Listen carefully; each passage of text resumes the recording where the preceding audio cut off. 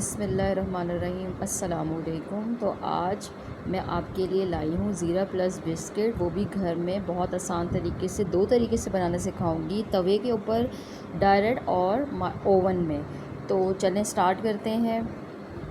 मज़ेदार सेहत बख्श ज़ीरा प्लस बिस्किट्स, ये न सिर्फ खुशबूदार हैं बल्कि निज़ाम हज़म के लिए भी बहुत फ़ायदेमंद हैं। चाय के साथ, बच्चों के लंच में या शाम की भूख के लिए, हर वक्त के लिए ये बेहतरीन इंतखाब है। तो मैंने लिया है पौना कप घी, और जितना मैंने घी लिया है उतनी ही क्वांटिटी में मैंने लेनी है पिसी हुई चीनी। आम घर की चीनी को मैंने पीस लिया है। और उसके साथ मैंने 1 टीस्पून से थोड़ा सा कम नमक लिया है, क्योंकि ये ज़ीरा प्लस बिस्किट्स हैं, बहुत ज़्यादा स्वीटी या नहीं होंगे, ये थोड़ा सॉल्टिश सा टेस्ट इसके अंदर आएगा। अच्छा, ये बड़े मज़े के हैं, और ये कि आपको पता है कुदरती जायका है इसके अंदर, और हर निवाले में इसकी खुशबू और लज्जत भी होगी।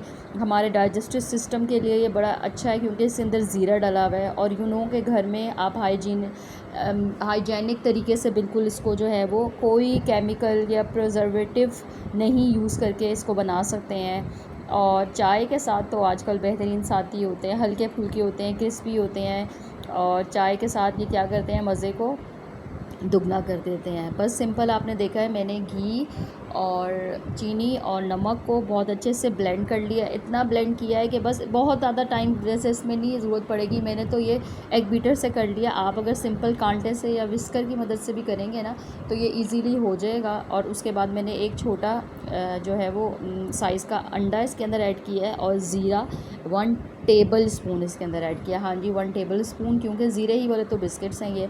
और इसको अगेन मैंने ऐड कर दिया है, इसको ये एग बीटर से बीट कर दिया है। अगर आपके पास ये नहीं है तो बिल्कुल परेशान होने की ज़रूरत नहीं, इसको सिंपल चम्मच से भी आप कर सकते हैं। इसके अंदर अब मैंने ऐड किया है 1 कप मैदा, और baking powder 1 teaspoon baking powder. अच्छा, अब मैदा आपने क्या करना है, ऑलमोस्ट इसके अंदर 2 कप यूज़ होगा। पहले मैंने 1 कप डाला, और इसके बाद मैंने इसको जब अच्छे से फ़ोल्ड किया तो मुझे पता लग गया कि ये ज़रा लिक्विडी सा है, क्योंकि ये कि घी पे डिपेंड करता है। ये घी और चीनी ऑब्वियसली जब दोनों कंबाइन होंगे तो वो थोड़ा सा लिक्विड टेक्सचर ज़्यादा हो जाएगा। तो आपने पहले 1 कप मैदा ऐड करना है, उसके बाद जो है वो आहिस्ता आहिस्ता देखना है कि हाफ़ कप। और अब ये देखें, ये जब मैंने इसको मिक्स किया ना, तो ये बिल्कुल लिक्विड कंसिस्टेंसी है इसकी वो बिस्किट्स वाली कंसिस्टेंसी नहीं है। तो वो मुझे पता लग गया कि बीटर चलाने से ही वो उसके अंदर आराम से बीट हो गया। अब आपने इसको ऐसा करना है कि हाथ से ये गूंदा जाए। देखें, मैंने हाफ़ कप और जब ऐड किया, तकरीबन 1/4 कप मैंने ये इसके अंदर ऐड किया, तो ये इजीली अब हाथ से गूंदा जा रहा है। और फिर क्या किया कि मैंने इसको इसके बाद जो ढक के 10 मिनट के लिए फ्रिज में रख दिया। और आजकल बच्चों के लिए भी ये लंच बॉक्स के लिए बहुत ज़बरदस्त ऑप्शन है, सेहतमंद और मज़ेदार है। और आप इसको जो है ना वो ऐसे ही बग़ैर बेक किए हुए बना के फ्रीज़र में भी स्टोर कर सकते हैं, और कई दिनों तक महफूज रख सकते हैं। कम घी और चीनी के साथ ये इजीली घर में बन जाएंगे। अच्छा, ये जब मैंने इसको बेला है तो ये पता लग गया है कि ये सही बिल नहीं रहा, मतलब ये कि हाथ से इजीली बन जाएगा। ये रोटी की तरह नहीं होगी इसकी डो, मैंने इसलिए आपको बेल के दिखा दिया कि रोटी की तरह ये बिलेगी नहीं। बस सिंपल क्या किया है, मैंने हाथ से इसको जो है वो बिस्किट्स की शेप दे दी है। साइज़ आपने अपनी मर्ज़ी का रखना है। मैंने थोड़ा सा ज़रा बड़े साइज़ के बनाए थे, और गैप दे के रखना है, क्योंकि ये कि ये एक्सपेंड भी हो जाएंगे। तो ये देखना अभी ये गैप बिल्कुल फिल्ड हो जाएगा। सिंपल मैंने क्या किया है, तवे को गर्म किया है, उसके ऊपर एक स्टैंड रखा, उसके ऊपर ये बेकिंग ट्रे रख दी, और ऊपर परात को मैंने अपसाइड डाउन करके इसको नॉर्मल मीडियम फ्लेम में रख दिया। एक मैंने जो है वो ट्रे चूल्हे पे रखी थी, और एक मैं ये बेकिंग ओवन में रख रही हूँ। 160 टेम्परेचर इसका रखा है, अप एंड डाउन दोनों रॉड मैंने ऑन की है, और 10 मिनट्स के लिए मैं इसको इसके अंदर बेक करने के लिए रख रही हूँ। तो मैं आपको दोनों का ही रिज़ल्ट दिखाऊंगी। दोनों ही अपनी जगह बहुत अच्छे बने थे। तो जिसके पास ओवन है वो ओवन में बना ले, जिसके पास नहीं है वो घर में भी बना ले, परेशान होने की ज़रूरत बिल्कुल भी नहीं है। अच्छा, तवे पे बनने के लिए जो है ना, आप जब इसको 10 से 15 मिनट्स के लिए इसके ऊपर रखेंगे, जब आप ये देखें, अब मैंने देखा है तो देखें सारे बड़े बड़े होके ना एक दूसरे के साथ लग गए हैं, तो मतलब मुझे गैप मज़ीद भी देना चाहिए था।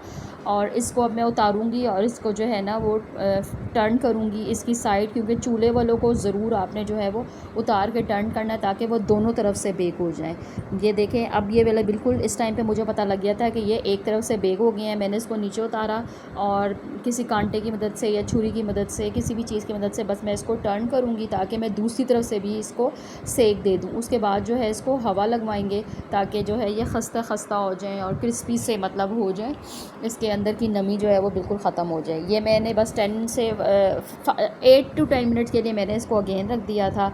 और ये ओवन वाले बस 15 मिनट्स में, इसका ज़रूरत नहीं है कुछ करने की, क्योंकि मैंने इसकी जो है वो ऊपर की रॉड भी ऑन थी और नीचे की भी रॉड ऑन थी, तो दोनों तरफ से इसको बहुत अच्छी सी हीट मिल गई है। तो अगर आपको ज़ीरा प्लस बिस्किट्स मज़े के लगे हैं तो प्लीज़ चैनल को सब्सक्राइब कीजिएगा, वीडियो को लाइक कीजिएगा, शेयर कीजिएगा, कमेंट्स में अपना रिव्यू दीजिएगा, बेल आइकन का बटन प्रेस करें और हमारे साथ रहें नई वीडियोस के लिए। और मुझे बताइएगा कि ज़ीरा प्लस बिस्किट आपको कैसे लगे, ज़रूर ट्राई करें इसको।